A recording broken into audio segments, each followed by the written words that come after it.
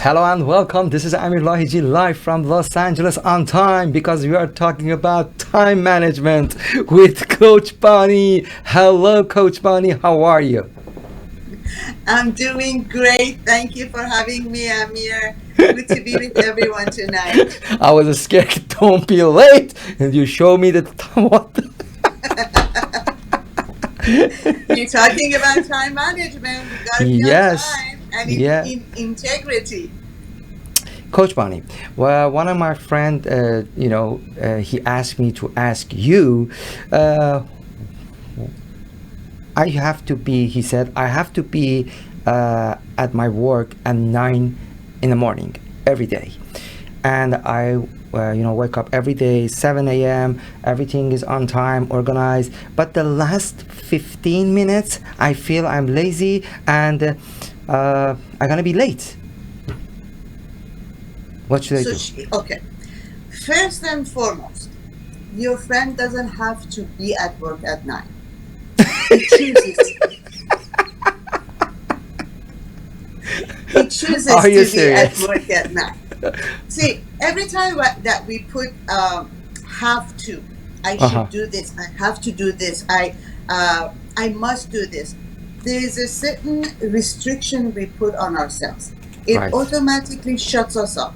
Mhm. And if we allow ourselves to say, I choose to be at work at 9. I can go at 9:30. I might get fired, but I have that choice to be there at 9. So, so first and foremost, let's determine that it's a choice. Right. Okay. Once it's a choice, then it becomes easier. It It's not almost is that force. you're You don't. telling your mind that Do I do am you in mean do you control. mean I shouldn't force myself? Exactly. Every time that we feel like we need to do something, we are Mm-hmm. forced to do something, Mm-hmm. there is a defense mechanism that kicks in and we go into defense. No, I don't. Right. Subconsciously, we sabotage that. So the first thing he needs to do is to uh, accept that he's choosing to be at work at 9 and to be in integrity with what he committed to do. Okay. Okay? Now, the second part is most of us that don't do time management well, it's because we are choosing to do the task that we don't like that much. Is this gentleman, or I think he said gentleman, Yes, he's is he yeah, happy he's with and what he's he watching does? now. And the good things he's watching. Is he happy with what he's doing? Is Mm-hmm. he motivated to go to work? Does Yes. he like what he does? So all of that combined together Mm-hmm. brings up the characteristic or the mindset to be on time or to be late. To be late continuously, it's giving a signal that I'm not happy doing this. I I know am him, not and enjoying. I know him. He's happy with his job. He don't have a problem with job. He Okay. really like to be So there. so maybe just that one small shift from have to I choose to. I Yeah. made a commitment and I'm staying in integrity with that. Even that one small mind shift can have a huge impact on him being on time. It's just staying in integrity with the commitment that he made to himself to be at work at 9. Mm-hmm. Okay. Okay. That's a good point. So, tell me how and why you're always on time and you're 10 minutes, 15 minute athletes before the time we set or everywhere. Always you're early. And this is a habit that I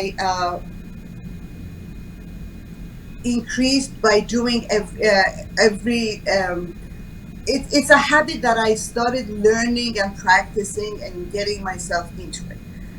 When I'm late, I tend to become a little bit anxious, and Mm-hmm. I need when I'm doing something, when I have an interview, when I'm seeing clients, I need at least 5-10 minutes to calm myself down, to get grounded, to really get focused in what it is that I want to say and what it is that I want to accomplish, so that I can be of service in a better way to my clients and to people that I interact with. So it's just something that I chose to do, to be early rather than late, because on time it's just one split second. You're either on dot, on time, or you miss it. You're late. Even if it's a second past your time, it's late. So Right. it's always, for me, it works better if I'm early rather than late, because it gives me that that groundness, that peace of mind, that I need to gather my thoughts and my myself, so that I can be a better provider, give a better service to again, my clients and to whomever.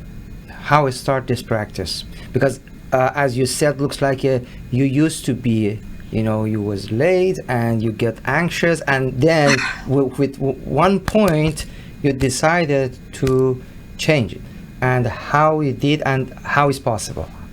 What's the Actually, practice? I What's was the always, practice? yes. So the reason that I said I became anxious when I'm late is my husband, on the other hand, uses every second, and he tends to be a little bit late every time. So when we are together and we're going somewhere, I feel that anxiousness coming up, that I need to be there at 6 o'clock, but he's leaving, and I know that the distance is 20 minutes, and he's leaving at 6:45.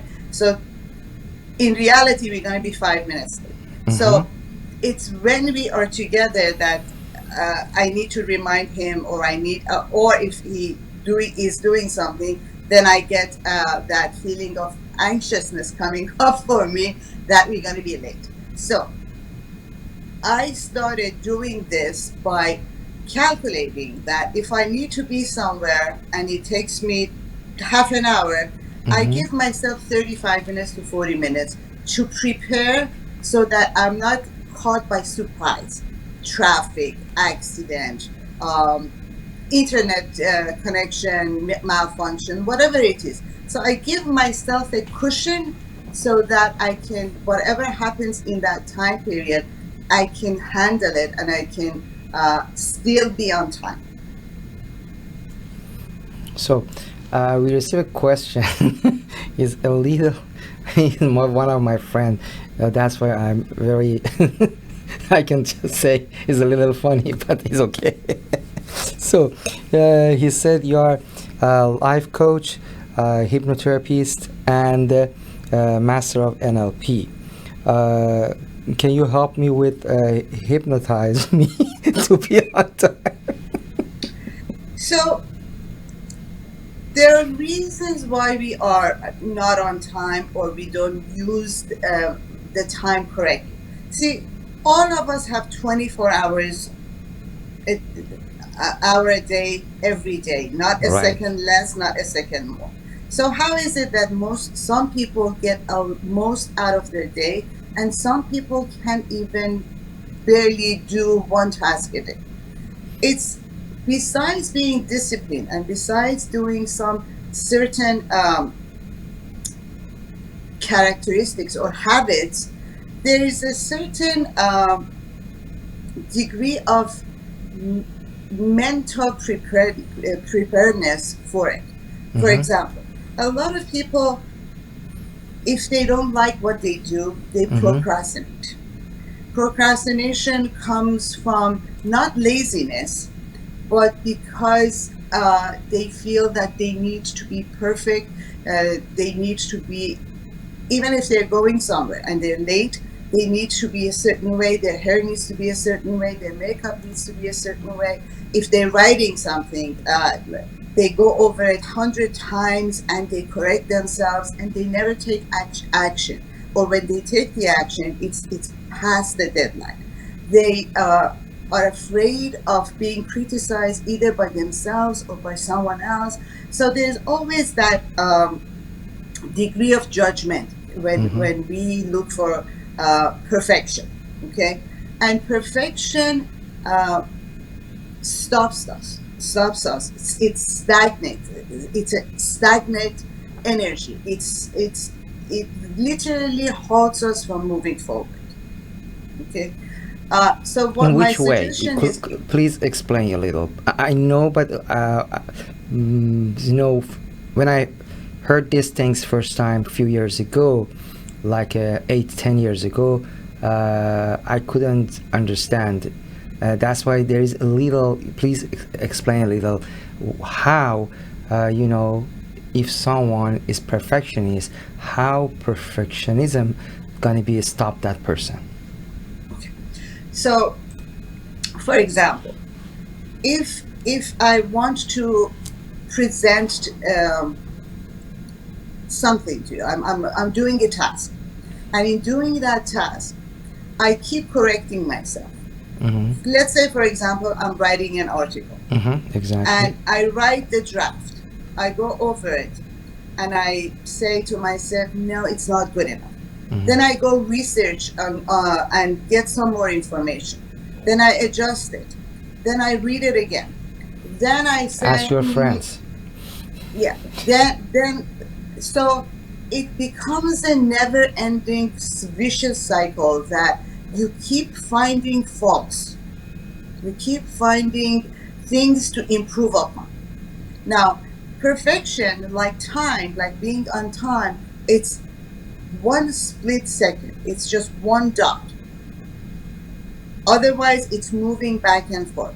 There is, if we adopt the mindset that there is no perfection, we can only strive for excellence. Then we can move and present and take action and do the things we need to do. Every time that a perfectionist mind kicks in, anxious thoughts, stress comes up, judgment comes up, the question of, am I capable, am I competent, am I good enough to be able to do this? All of that question comes up. Mm-hmm. Now, a lot of times when people want to do public speaking, Mm-hmm. the fear is not about not knowing what they say. The fear is about being judged by other people. The Exactly. fear is that to be criticized. So my suggestion is to drop the perfection and strive for excellence. You can start and you can always improve upon it as you go along. Okay? Like, for example, the other day I posted something on Instagram, and it was an image with text on it. And my sister called right away. She's a teacher, so she catches things really fast. And she said, "You have a typo." Could you please tell her, you know, follow us and, you know, check our posts? So she said, "You have a typo. Go delete it or go fix it." I said, "It's an image. It's going to take me another half an hour to do it. It's okay." And she was like, "What do you mean it's okay? It's not okay." I said, "People make mistakes. People make typos. That's okay." So I let it be. And that is also a practice that I learned, because I used to be that perfectionist person, needed to be You didn't tell me. needed to have everything perfectly before I could present it. Yeah, If I didn't know a subject, or I wasn't comfortable in explaining myself, I wouldn't talk, or I wouldn't go on TV, or I wouldn't start writing. But now, little by little, as I grew into my profession, I started noticing that, you know, people want to see the real you. People Mhm. want to see the authentic side of you. Mhm. People relate to the side of you that make mistakes, that has typos in his or her emails or texts. So I started being a little bit more relaxed and allow flaws to show.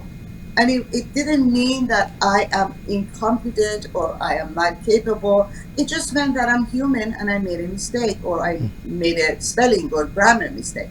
That's okay. So that's how perfectionism stops you from taking action.